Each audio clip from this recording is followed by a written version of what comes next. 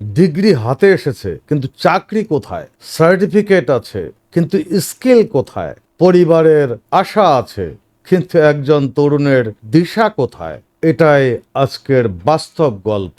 আসসালামু আলাইকুম ওয়া রাহমাতুল্লাহি ওয়া বারাকাতুহু। প্রিয় দর্শক শ্রোতা, আশা করি আপনারা ভালো আছেন। আগের এপিসোডে আমরা দেখেছিলাম কলেজ জীবনের স্বাধীনতা কিভাবে অনেক তরুণকে লক্ষ্যহীন করে দিতে পারে। আজ আমরা সেই গল্পের সবচেয়ে কঠিন অংশে আসছি। যখন একজন তরুণের হাতে ডিগ্রি আসে কিন্তু হাতে স্কিল থাকে না, সার্টিফিকেট থাকে কিন্তু আত্মবিশ্বাস থাকে না, পরিবারের আশা থাকে কিন্তু বাস্তব জীবনের জন্য প্রস্তুতি থাকে না, এখান থেকেই শুরু হয় জীবনের সবচেয়ে কঠিন প্রশ্ন।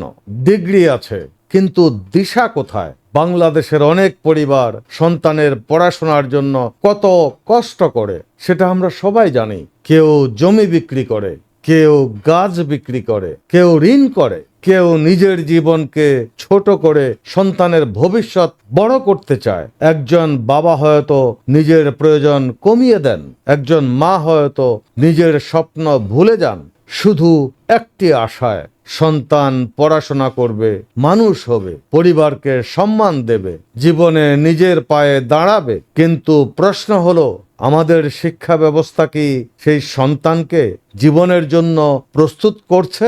আমরা অনেক সময় দেখি একজন তরুণ ডিগ্রি অর্জন করেছে কিন্তু সে আদৌ জানে না কোন কাজের জন্য সে প্রস্তুত। সে জানে না তার কি স্কিল আছে, সে জানে না চাকরির বাজারে নিজেকে কিভাবে উপস্থাপন করতে হয়, সে জানে না communication, discipline, problem solving, practical knowledge কত জরুরি। তখন শুরু হয় হতাশা। পরিবার ভাবে এত টাকা খরচ করলাম, এখন চাকরি কোথায়? তরুণ ভাবে এত বছর পড়লাম, এখন আমাকে কে নেবে?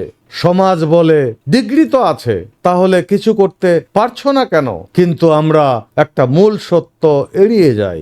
ডিগ্রি আর দক্ষতা এক জিনিস নয়, সার্টিফিকেট আর ক্যাপাবিলিটি এক জিনিস নয়, পরীক্ষা পাস আর জীবন পাস এক জিনিস নয়। বন্ধুরা, পড়াশোনা শেষ করার পর অনেক তরুণকে আবার ঢাকায় আসতে হয়, আবার মেস ভাড়া, খাবারের খরচ, আবার যাতায়াত, সেই আবার পরিবারের কাছ থেকে টাকা চাওয়ার লজ্জা ও কষ্ট, প্রতিদিন পত্রিকা দেখা, অনলাইনে চাকরির বিজ্ঞাপন খোঁজা, একটার পর একটা অ্যাপ্লিকেশন করা, সিভি জমা দেওয়া, ইন্টারভিউ কলের অপেক্ষা করা। এরপর শুরু হয় পরিচিত মানুষের দরজায় দরজায় ঘোরা। কেউ বলে তোমার সাবজেক্ট পলিটিক্যাল সায়েন্স, অ্যাকাউন্টিং হলে চাকরি পেতে সুবিধা হতো। আবার কোনো মেকানিক্যাল ইঞ্জিনিয়ার গেলে কেউ বলে সিভিল হলে তো এখনই জব পেয়ে যেতে। অর্থাৎ যে সাবজেক্টই পড়ুক তাকে বলা হয় অন্য সাবজেক্ট হলে ভালো হতো। একজন তরুণ যখন বুঝতে পারে তার হাতে ডিগ্রি আছে কিন্তু চাকরির বাজারে তার জন্য কোনো পরিষ্কার পথ নেই, সঠিক ক্যারিয়ার গাইডেন্স নেই, সঠিক স্কিল নেই, অনেক সময় সঠিক সুযোগও নেই, তারপর অনেকেই বিসিএস প্রিপারেশন শুরু করে। একবার চেষ্টা করে, দুইবার চেষ্টা করে, তিনবার চেষ্টা করে, কেউ সফল হয় কিন্তু অধিকাংশই পারে না। যারা পারে না তারা কি সবাই অযোগ্য? না, সব সময় না। অনেক সময় সমস্যা হলো শিক্ষা তাকে বাস্তব জীবনের জন্য তৈরি করেনি।